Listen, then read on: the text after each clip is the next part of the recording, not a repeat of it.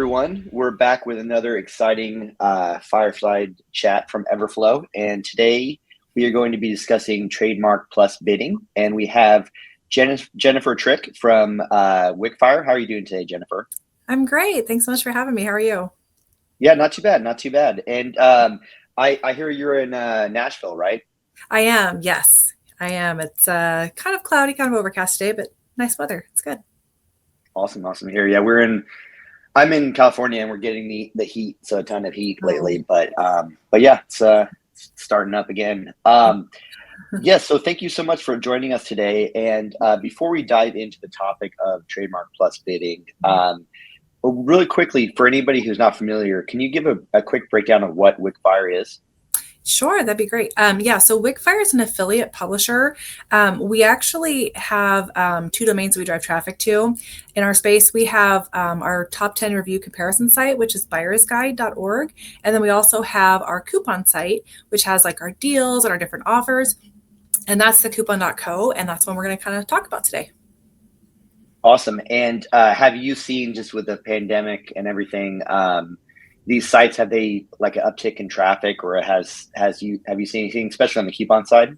Oh, absolutely. Yeah, we've had some incredible years over the last couple of years as consumers have been pushed to, really focus their shopping online. It's been great, but it's also been a great opportunity for us because we've really been able to, really make sure that the partners that we work with know that, hey, this is where people are shopping now. Let's get some good deals and good offers on our site so that way we can get more sales for you guys. It's been great. Yeah, that makes total sense. I think people are going to those sites so much more now, and even I heard something about going from even kind of the post purchase to going there to kind of validate their purchase as well. Like, did I Yeah. did I get a good deal? Like, Mhm. was my decision good to buy this product? So, Right. um, yeah, that's excellent. And so, in terms of working with Wickfire, like what types of companies work with Wickfire? Honestly, like we can work with pretty much any brand out there except for those that might have some sort of restriction like on like Google and Bing and those kind of things. So things like CBD, unfortunately, we can't promote just because we're not allowed to do any sort of promotion around that, or things like firearms, those kinds of things. So if there's not a restriction, it's great. We can actually run pretty much any brand out there. We do even run with some luxury brands. So really anything worldwide. Okay, awesome. And then in terms of why somebody would choose Wickfire, are there particular reasons why you guys stand out? Yeah, so really, over the last 12 years, we really have built a reputation in the affiliate publisher space as a strong TM Plus partner. Really, one of the reasons why we've become such a strong partner is because really we can help people from the beginning of the funnel to the very end. So really, when people are in that exploration phase of the funnel where they're trying to like decide on a product, or do I really want this? What are the benefits? I want to compare these. They go to our buyersguide.org site and they can really compare all the different brands and what might be something that they're looking for. But it takes them all the way through then over to our coupon side where they've already decided that they're going to make this purchase and they're just looking for that offer, that great deal, because they really want to save some money and stretch their dollars. They're going to come to our coupon site and they're going to be able to find an offer for that brand. And what's great is it takes them from beginning to end of that sales funnel.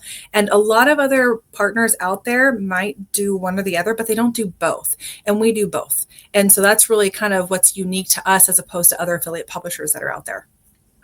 That's fantastic. You give everything is included in that, and I've Right. seen, you're definitely right. I've seen a ton of partners that Mhm. specialize in one or the other, and you could have awesome sites with, be a great publisher and have great content, but including that deal piece is huge to kind of help, create the sale, which we were big fans of as far as the intent of the site, like helping develop a sale, and then also the coupon site kind of brings it home. So that's fantastic.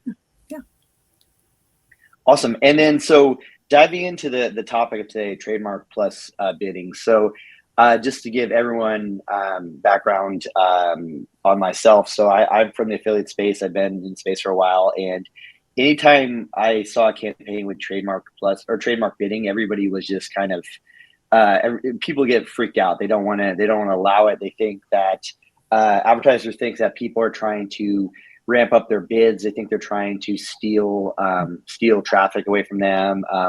Advertisers are concerned that people are going to be competing with them. It's a big affiliates that is, so it's a big deal for if with trademark bidding. And so trademark plus bidding is a little bit different. And so, going into that, when I first heard about it from Wickfire, I was pretty personally intrigued, because it's something that takes the kind of the power of being able to promote. If you're an affiliate, be able to get out there and promote something and use your skills on search, but you're also not infringing on the brand if done properly. And so definitely it's like a super interesting topic, but kind of circling back to just trademark bidding.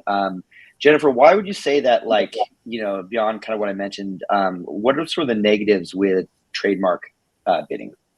Yeah, so with trademark bidding, it's really a lot of brands in general, when they are getting ready to promote their brand, they want to do some sort of brand awareness, they're focusing on their brand name, their trademark name, right? And so really they own that name. They don't want anybody else bidding on that, because they don't know what somebody else is going to say about their brand, if it's paid search, right? And so a lot of times other brands are kind of leery to let people bid on their terms, because they don't know what's going to be said. They don't know if it's something that they can back up. They don't want to be liable, those kind of things. And so that's where, a lot of brands are like, yeah, hey, you know what? I'm leery. I don't want to do that, because they can't control once it's out there, right? And so that's why a lot of them will say, hey, we don't want you to bid on the brand name, but there's opportunity when it comes to bidding on the TM plus terms of things. Yeah, that's fascinating. And so that's a great segue into the difference. So for anyone who's kind of, confused about, what the difference is between the two, what would you say are the kind of the main kind of separators of trademark plus versus trademark bidding? Sure, that's a great question. So trademark is just that. It's the trademark name, right? It's just that name, nothing else after it. It's just that word. TM plus or trademark plus bidding is going to be that trademark name plus different coupon or discount related keywords, and searching that term, not just the trademark name. So for example, let's say that you want to find something for ABC brand, and you're looking up ABC brand. Well, if you're looking for a coupon for ABC brand, because you already know you're going to purchase with them, what do? Consumers, we go and we type in ABC brand coupons or ABC brand promo or discount code or something along those lines. And that's what TM plus is, or trademark plus bidding. It is the combination of that trademark name plus coupon or discount related keywords, and putting that in the search engine to return back those coupons and different offers. Excellent. And then in terms of the advantages, like what would be the advantages for, say, for the affiliate, and also say for the brand of allowing trademark plus bidding? Yeah, no, that's a great question. It's actually a question we get a lot, and I'm so glad you asked this one. Because one of the things is that people don't realize that when they're partnering with a really strong affiliate publisher like Wickfire, it's pretty much risk-free. So what do I mean by that is that, first off, with Wickfire, for example, we pay all of our own advertising costs. There's no setup fees. There's no monthly maintenance fees. It's pretty risk-free for the brand. And the other thing that we do as well, actually, there's quite a bit that we do for the brands we partner with. But one of the really important things to kind of note, because I know people will always say, well, if I'm doing TM Plus, how to make sure that you're not going to actually bid on my brand name? Well, what we do when we set up the campaigns is we actually negatively match the exact brand name. So that way it's not going to return back if somebody's looking for ABC brand.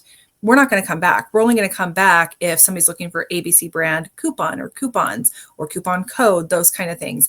And so it really becomes this risk-free just way to get additional advertising for those brands. The cool thing is that we only work on a commission base. So with, we don't drive a sale, we don't get paid anything, but we're paying for all of our own advertising costs. So it's really risk-free for the actual brands that we're partnering with. Yeah, that's fantastic. And I think that is huge with the financial climate that we're dealing with. We have a ton of, our business keeps growing at Everflow because we're big on paid performance, performance-based marketing. And I think that, what you're saying makes a ton of sense in terms of, you're allowing people to test it and allowing people to use it. And they're not, they're not paying you unless they see results. And I think that, Right. yeah, it's fantastic. And that's kind of where it seems like advertising is shifting these days. Right. Yeah, for sure. Fantastic. And so like in terms of, trademark plus bidding, like I personally, I think like I mentioned, I think it's a very strong, marketing method. But are there any risks to it? Like things that if somebody is getting started with it, that they should be aware of? Yeah, no, it's a really great question.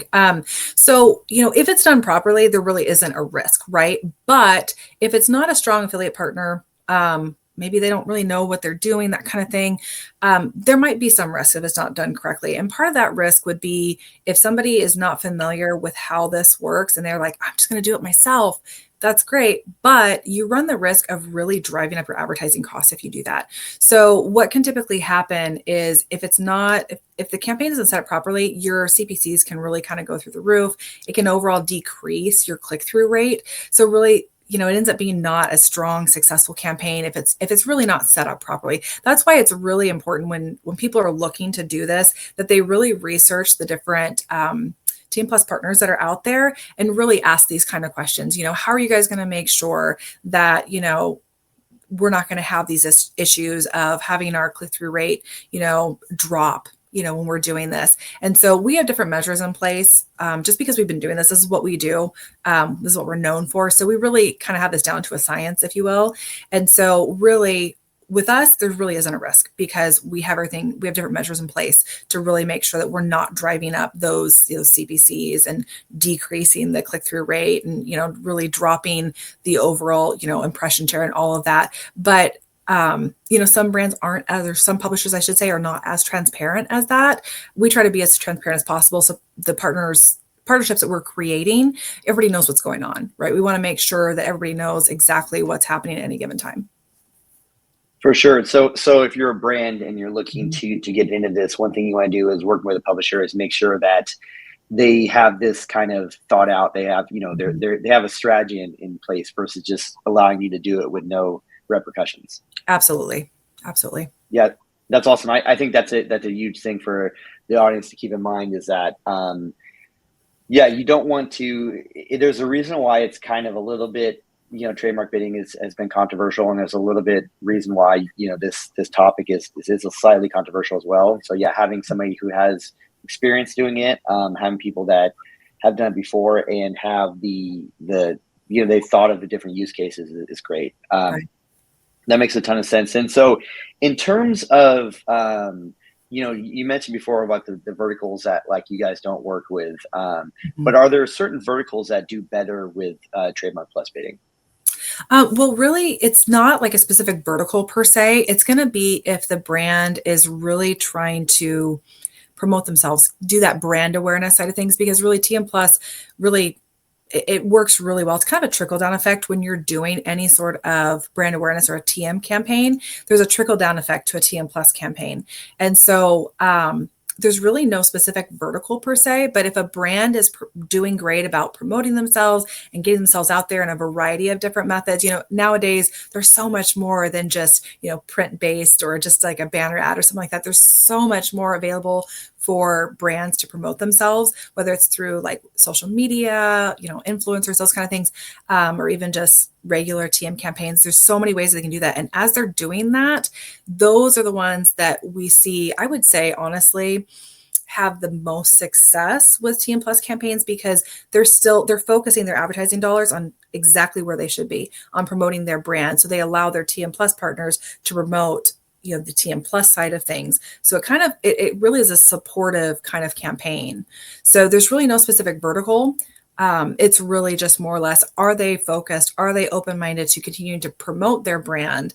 Because again, it just has a trickle down effect. So that way we can really help those consumers find those offers and those deals. Oh yeah, that makes sense. So probably then, before they get started, they want to do something, whether it'd be maybe a little tougher if you're a brand new brand that has done no advertising before. That might be a little tougher to use it. Right. Okay. For sure. Yeah. If they've never, like, because sometimes we will have brands approach us that are brand new to the space, and we'll always be willing to, as long as there's no sort of restrictions or exclusions, we can definitely like attempt to run them, but we don't see the best results with those. They really have to have a little bit behind them, I guess you could say. They have to kind of be putting themselves out there in order for TM Plus to really be successful for them. That's great to know. And so in terms of, if a brand is a good fit for TM Plus, what types of results do clients normally see from it? Yeah, so it really just depends on the brand, to be honest. It really just depends on the brand. So what we do is when we set up a campaign, we can really, it takes us about, I would say, 3 months to really get the data to really kind of hit our stride and see kind of where things are going. But when we start off a brand, we'll know fairly quickly if we're starting to see things pick up. So I would say, a lot of times with brands, we'll know fairly quickly in that first 30 days. We can really run for any amount of time, but we do ask for a minimum of 30 days when we're running, just to really allow us to grab that data and really kind of monitor things and just really see, is this campaign going in the right direction? Are we able to, kind of help them kind of get off to the right start?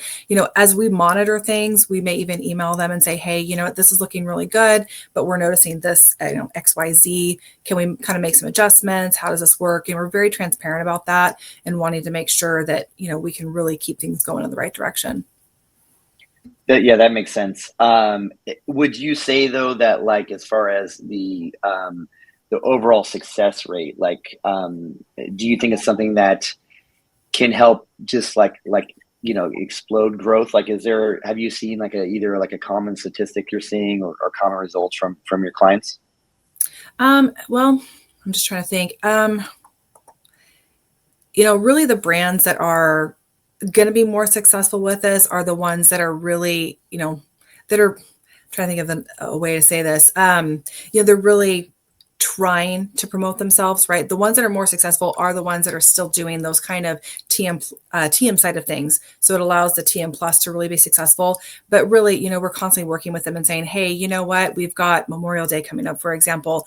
A lot of brands will run offers. Do you guys have any offers that we can go ahead and put on here to kind of help promote the brand a little bit more, that kind of thing. So it's constantly, it's a partnership, right? And so we constantly are making sure that we're staying in contact with the brands that we work with and making sure that any sort of offers or specific things that they want to promote are getting put on there, because the more successful brands are the ones that are continuing to put those offers out there, especially right now with kind of the economic climate. People really are always going to be looking for those offers now. They kind of have grown to expect them, to be honest. After the pandemic, people kind of expect to see those offers now. And so if a brand really wants to be successful with this, they're going to be having those offers put out there, and they're going to make sure that the publishers that are working with them, that they're getting those relevant, valid offers. Because that's the last thing you want to have, is have somebody come to your site and find a great offer, but then they go and they put it in and it's not a valid offer. That's not what we want to have. We want it to be a great experience for the brands we work with. So we really focus on really the whole partnership. And really, as we focus on that, those brands really, when we focus on that and they have those good offers, they really become those strong, successful campaigns. Yeah, that's fantastic. I think that it's very similar to kind of what we do in terms of tracking coupon usage and all the attribution stuff we do, because it is a matter of making sure things are useful for the customer and making sure they're easy and relevant. And I think that's exactly what you guys have set up. And it's definitely the right way to do it. And so in terms of the results, just circle back real quick on that. So I was actually talking to your colleague Chelsea about this, and she was saying that there's some kind of unique things that you can do with this. And one of the things she was saying was kind of similar to what you mentioned as far as holidays go. So she was discussing about how Trademark Plus bidding is great if you want to clear out inventory. So I didn't know if you want to maybe just expound a little bit on that, and then also too, if there's anything else that you've seen that's kind of unique uses for it. Yeah, no, that's a really great question. So, there's times where brands, let's say they purchase a lot of product for a certain time of year, maybe summer weather kind of clothes, right? For example, but maybe they don't sell it all the way through by the end of that season. Sometimes what they'll want to do is be able to clear that out for whatever reason that might be. And that's where having a strong partner like Wixfire really helps out, because, for example, we actually had a very similar situation like this occur just recently. And they're like, hey, we want to get rid of some of this inventory from, this particular holiday. We said, awesome. Okay, what kind of offers do you want to have around that? And what we did is we worked with them to create some really great offers. And what we did is we made sure that those offers are put on our site. One really neat thing about working with Wixfire is that our system is set up. So when somebody goes to our site and they're looking for those different offers, what's really neat is that the highest offer listed on the page is always going to be the highest performing offer. It's going to be the best deal that they have available. And the reason is because a lot of brands will use this as kind of a coupon research tool as well. So what they'll do is they'll provide us these offers, and we put the offers in our site, and then based off performance, so click-through rate, conversion rate, even just clicking on that particular offer, all that data is captured behind the scenes with our system. And then our system will dynamically resort those coupons on a daily basis based off that performance and put those best, highest performing coupons at the top. So if a brand, for example, they have this inventory they're trying to clear out, and they're like, hey, we want to put, 50% off offer, and a code with that, they can send that on over. Chances are those bigger offers are typically going to stay at the top of the page. And so what will happen is somebody's coming to the site, they're looking for this offer, they see, 50% off this particular, season, or whatever, however we want to phrase it, because we can really work on that messaging. So it's really specific to that line or product or whatever it might be. So that way they know, like, this is the best offer. This is exactly what we're trying to move, this inventory. And that way it's right there. So we can really tweak that messaging for them and really help them not only move the offer or move the product and inventory, but also make sure that at the same time, those really great offers are staying at the top of the page as well. So a lot of it has to deal with like messaging and just really tweaking that. Some other partners, you can't really tweak it. We can. So we can really be very specific in what we're wanting to say to really kind of help move that inventory. Yeah, that's very cool. I think it's interesting you touched on the kind of using it as a research tool. I think it'd be super interesting if you're an advertiser and you're a brand and you're coming through and you're seeing you think a certain type of deal would work better, but then you're finding out that it's not, and that's it's a super interesting use case for it, for sure. Yeah. And what's really interesting is we can kind of take it a step further. So sometimes we'll have brands that'll say, hey, I want to provide these like 3 or 5 offers to you guys and just want to see what performs the best. And what we can do is they can provide us the offers, we put them up there, and then we let the system, work. Basically, we let the consumers, those customers of theirs, really tell us which offers connecting with them, right? And so we can return that data back to them, let's say after 30, 45, 60 days, whatever they want to kind of decide. We can return it back to them and say, okay, here's the breakdown on how these offers performed. This offer performed 60% of the time. This is how many sales that were attributed to this. And just really give them that breakdown. It's really fun to be able to do that and really help them see this is the kind of offer that resonates with your audience. This is what they're looking for. So more offers like this is what's going to really help you in this space. So it's really awesome because it really allows us to have that supportive data to really show them, yes, this is what they want. And really it helps them become more focused on their consumer and how they want to connect with their consumer. It's pretty cool. Yeah, that's awesome. I think it's like you have a full testing service. That's great. In terms of that though, in terms of like, what you're seeing, has anything stood out lately in just in general terms that you're seeing, like in trends of deals, like are a certain number doing what better, like say 20% off or like a 2 for 1, something deal? Is there anything that you've seen lately that's been kind of taking off in general?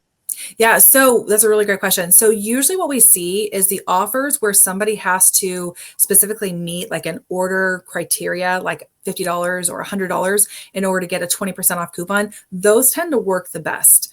So if they have a specific dollar amount that they have to meet in order to get the actual percentage off, people are always putting extra in their cart. And why that's great is not only does it, the consumer feels like they're getting a better deal, they're getting that offer, so they're more willing to press, purchase, right? Buy now kind of thing.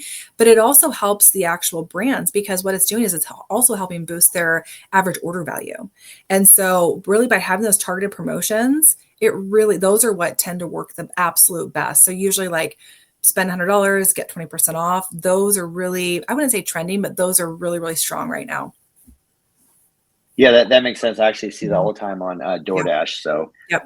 yeah, Yep. I've used that many times. Yep. Same. Awesome. And then so yeah, exactly.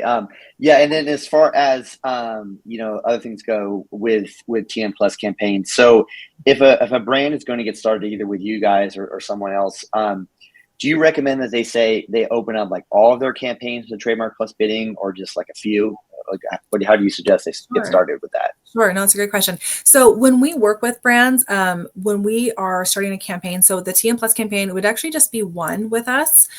So they can have multiple partners, TM Plus partners, but you also want to be kind of careful with that, just because if you have too many TM Plus partners, it kind of it'll drive up the CPCs. It'll really drop the impression share and all that kind of stuff. But it's really important that they're really careful in who they just kind of bring on board. I'm trying to think of what else I was kind of share with that. I apologize, lost my train of thought there. But really, it's important that they're really careful about who they partner with, because not all publishers, not all TM Plus publishers are going to be the same. And so they really want to make sure that they have a strong partner when they're starting that process off. Is there, as far as like that goes, is there beyond like, like we mentioned before, having like some rules set out and having experience, is there anything that I guess maybe red flags of like partners that you don't want to work with in TN Plus?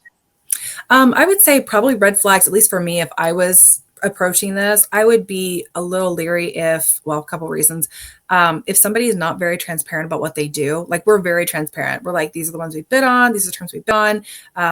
This is this is the next step, this is how things are going, that kind of thing. If they're very quiet and hush hush and don't really want to like share the data, I would be very concerned with that because, really it's something to where, yes, there's going to be data available to them probably through Everflow, right? Through the network. But it's also helpful to hear and see what the actual publisher is seeing on their side. Are they seeing a lot of, are they seeing nothing, or are they seeing a lot of just the same keywords being targeted, or are other results coming back when they're searching for ABC brand coupon? I'm sorry, let me back up. If they're searching for, you know, MNOP brand, but ABC brand coupon is coming back, that's a concern. That means something's not optimized properly. Something's not set up right. So if they're not transparent, if they're not willing to share data, some of the data out there, obviously there's some stuff within reason, but if they're very hush hush about things, if they're not returning emails, if they're not getting the different offers up within a certain amount of time. I know one thing for ourselves that we do, we might not be a ginormous company, but we're very efficient in what we do. And if we have a brand that reaches out and they say, hey, we've got this sale coming up, can you put these offers on our landing page on your site? Usually it's about 24 to 48 hour turnaround time that we have that done, if not within like 12 hours. It's done very, very quickly, and we respond back to the brand. If brands aren't, if publishers aren't getting back to the brands, that's a red flag. If they're not transparent about things, kind of a red flag. If the overall campaign never shows up and they have no rhyme or reason, that would be, an indicator that something's not right. This is maybe not the greatest partnerships, that kind of thing. But those are probably the red flags that I would look for if I was looking to partner with a different publisher out there. Personally, that's what I would look for. Yeah, that makes sense. And yeah, transparency is Mhm. huge with that. And so it for kind of changing gears a little bit. So somebody is launching their first TM Plus campaign. Is there, just in the structure of it, like, do they normally have these campaigns have like a different sort of language just so that advertisers can kind of feel protected, like that that these won't be misused? Or is there anything that, as far as the structure, that kind of helps protect brands? Yeah, so great question. So usually what a brand would do is when they're signing up with an affiliate network like Everflow, what they would do is they would, really kind of set their guidelines, right? Their terms and conditions. And so that's really kind of where it all starts. So like if they're just getting started in the affiliate space and when they're working with you guys, they need to really be specific about what they are okay with. So a lot of times brands will say, you know what, we're not okay with TM bidding, but we want to talk to you first and we may approve you on TM Plus, but we don't want you to target these terms. So sometimes brands will say, hey, you know what? I'm pretty open with TM Plus terms, but I don't want these things said. Like maybe they don't want us to bid on ABC brand coupon because maybe that's one thing they're going to include. That's fine. That's totally fine. If they're just getting started, just really making sure that they have everything set up the way they want to on the network first will really help out, really, because they're going to be getting emails from different publishers. I know for Wigfire, but this isn't always true about publishers, but Wigfire, we want it to be a fantastic partnership from the get-go. And so the very first thing we do is we make sure that the brand either has completely open TM Plus terms listed on the network, or we have gotten absolute approval to go ahead and run the actual campaign on their behalf. Not every publisher does it that way, but we believe in doing so because we believe that establishes really a good foundation for that partnership from the very beginning. So if they're just getting started, they may want to consider, hey, may allow TM Plus, but on a permission basis first. That way they can really control who's going to be bidding on their terms. And if they see somebody that doesn't have permission to bid, they can say, hey, you can't bid. Nope, don't do it. Because they may already have kind of what they want set up. Some brands only want 2 publishers to bid on their TM Plus terms. Some only want 1, but usually like 2 or 3. Any more than that, it can kind of muddy the water and make it more challenging for their campaign. So I would definitely say kind of really setting it up from the very beginning, making sure things are really set the way that they want from the very, very, very beginning. Yeah, that makes a lot of sense, and having detailed instructions too, for anybody who's approved, saying this is what you can use, this is what you can't use, and I think that helps a lot. And in terms of, you mentioned as far as if somebody's using it without permission, are there any ways that you can spot these kind of rogue bidders? Yeah, no, that's a really good question. And one that I wish more people would ask. So this is great. So when it comes to, rogue bidders, when it comes to like an affiliate publisher, for example, we are always in our data. Like we're constantly monitoring this stuff. So if we start to see, like, let's say a campaign is like going up, up, up, up, up, and all of a sudden we just start seeing a dip, we are in that campaign so fast. More so than we normally would be. And we're figuring out why, what's going on, what's causing these changes to occur. So, we're constantly looking at, what's the impression share look like? What does the CPCs look like? What do all these things look like? So we're constantly in there.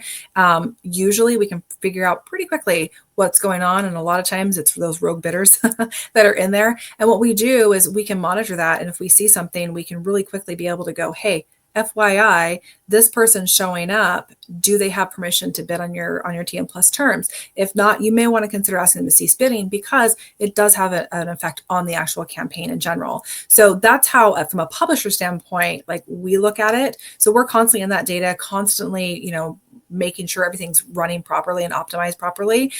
In regards to like brands being able to kind of monitor those rogue bidders, I should say.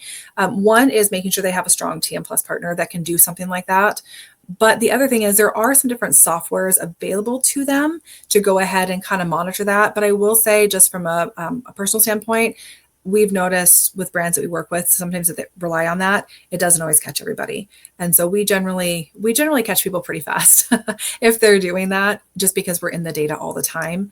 So it's kind of a 2-part answer there. I apologize. Oh, yeah, no, that makes a ton of sense. Do any of these kind of outlaw rogue bidders, do they ever kind of, get accepted into programs? Like maybe a brand may see it and say, okay, they don't have permission, but I like what they're doing, so I'm going to allow them in. Does that ever happen? Oh yeah, it does all the time. There are times where I'll kind of give you an example, but last week, actually, we were working with a brand and there's supposed to be 2 TM Plus partners bidding on there. And so we knew already, just because we've been working with this brand for quite a long time, we know which ones are supposed to be bidding, which ones are not, but we saw a dip. And so we pulled it up, and it happened pretty fast. And so we pulled up the data and we saw that all of a sudden over the last couple of days, there's 3 additional people bidding. And so what we did is we actually just take a screenshot. In this case, it was on Google. We take a screenshot of Google and show which ones are bidding. We send it on over to their contact, their account manager. And we said, heads up, these ones are bidding. And turns out that somebody in their department had authorized one of those 3 additional ones that were bidding, just because they've had a good relationship with them in the past at another company. And so they wanted to allow them to kind of come in. They just kind of had forgotten to kind of share that with the rest of their team. So not a big deal. But yeah, there are times that it happens. The other two kind of rogue bidders, they actually cease bidding. And so they were to kind of get that shut off, which was helpful. But yeah, there are times when that does happen. Or there are times where maybe in the network, the brand isn't very specific that no TM Plus is allowed, or TM Plus is permission is available upon request, that kind of thing. Maybe they don't have that wording in there in the network. And so sometimes, brands will start running, they'll think, oh yeah, I can run this for this brand. I'm totally fine. And it turns out, no, they're not. Well, then as they work with that actual brand, a lot of times they can get permission. So as long as they're a legit site, if they're known for constantly putting out, false coupons or allowing brands to, sometimes customers can place coupon codes on there. And that's not always a great idea, just because sometimes those coupon codes that they're receiving from the brand are specific and unique to them. And so that can kind of create a problem and kind of turn people away from wanting to actually, work with that publisher, because they're not going to have those valid codes. And those are ones too that you kind of would want to be like kind of careful with, just because you don't know what's going to be put on their actual site. So yeah, that makes sense, and it devalues the purchase in general if everybody's getting access to a code that they shouldn't be. So yeah, no, that's very interesting. And then in terms of getting started, so say you're a brand, you can start with Wixfire or one of your competitors. Do you guys normally recommend saying, hey, let's test this out with like two affiliates, or is there or do you say a good number is 5 to 10? Like how should a brand kind of open up their campaign or introduce their campaign to TM Plus bidders? Yeah, no, that's a good question. So really, it starts kind of from the beginning, where when they're getting set up on the network, making sure they have the right terms and conditions listed first on their site, and the right, commission base and all that stuff listed on their site. And then as they're kind of, I wouldn't say interviewing publishers, but, when they're kind of considering publishers, they really want to be looking for, what can this publisher do? How can they help me? I generally say 1 to maybe 3 TM Plus publisher partners is good. I really would discourage any more than that most times. And the reason being is because when you get too many in there, it makes it really challenging for any one publisher to really kind of come out strong. Because really, when publishers are paying their own advertising costs, they're going to be looking at that bottom number. And so if it's costing them too much to run and they're not receiving enough in commission to offset that, they're going to want to pause that, right? And so when you have too many publishers in that space, any one space, it really can make that very challenging. So there was a brand that we were working with for quite some time that I think they had 15 publisher partners, and that made it very difficult. We started off as the only one. We were exclusive to them for, I'd say probably like 2 years. Probably, I think it was more during the pandemic that we were exclusive to them. And then they started to kind of understand the space, which was great and helpful. And it wasn't a problem until maybe 6-8 months ago. And all of a sudden they had 15 partners. And we said, hey, just heads up, it's not going to work for us, because our CPCs are now through the roof. We can't offset enough of this to make this worth running. Are you aware that these people are bidding? And they're like, oh yeah, we think it's great and wonderful. And that's great. If that works for them, that's totally fine. We respect that.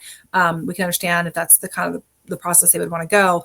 For us, it wouldn't necessarily make sense. And that's kind of true of a lot of publishers. If those CPCs start to get too high and it's really costing too much to run that campaign than what they're making, that campaign is not going to stay on for very long, because you can only lose so much money, right? Before you go, no, we're exiting this campaign. And so really, if I was getting started in the space as a brand looking at publishers, personally, I would limit it to like 3 at most, just because really any more than that can really kind of muddy those waters pretty quickly. Yeah, that's a great line of thinking there, and I think that and kind of what I was going to dive into next as far as controlling your costs. So like if anybody is, say like a brand is concerned that hey, I'm going to have some TM Plus, I'm going to try it.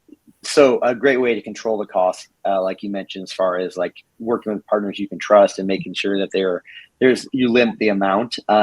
Is there anything else you'd recommend for any brands who are kind of hesitant because they're thinking like, well, other people are bidding, so it's gonna ramp up my bids? Yeah. So one thing I like to mention, with TM Plus, like if they're looking for a TM Plus partner, it's really important for those brands to remember that for publishers, like Wixfire, for example, is that we pay all of our own advertising costs on the TM Plus side. So we focus on TM Plus, right? So we pay all of our own advertising costs. So it will not affect their overall in-house advertising budget.